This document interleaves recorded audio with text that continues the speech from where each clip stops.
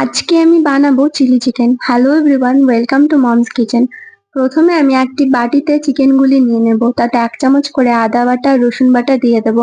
আর দেবো 1 চামচ কাশ্মীরি গুঁড়ো লঙ্কা। তারপর পরিমাণ মতো লবণ দিয়ে শেষে কিছুটা কর্নফ্লাওয়ার আর একটা ডিম ভেঙে দিয়ে সবকিছু ভালোভাবে মাখিয়ে আধা ঘন্টা মতো ঢাকা দিয়ে রেখে দেবো।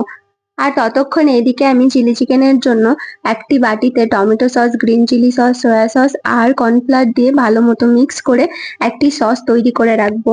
তারপর কড়াইয়ে তেল দিয়ে দেবো। তেলটা গরম হলে ম্যারিনেট করে রাখা চিকেনগুলি ভেজে তুলে নেব।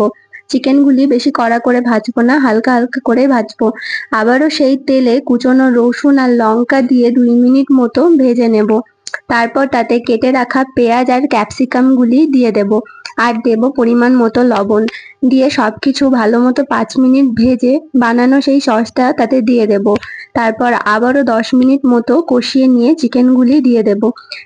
চিকেনগুলি দেওয়ার পর সামান্য পরিমাণ জল দিয়ে নেড়ে চেড়ে আবারও 10 মিনিট মতো ফুটিয়ে নেব। তারপর বেশ মাখা মাখা হয়ে গেলে বুঝবেন চিলি চিকেন রেডি। ভিডিওটি যদি আপনাদের ভালো লেগে থাকে তাহলে লাইক, কমেন্ট এবং সাবস্ক্রাইব করে দেবেন। Thank you for watching.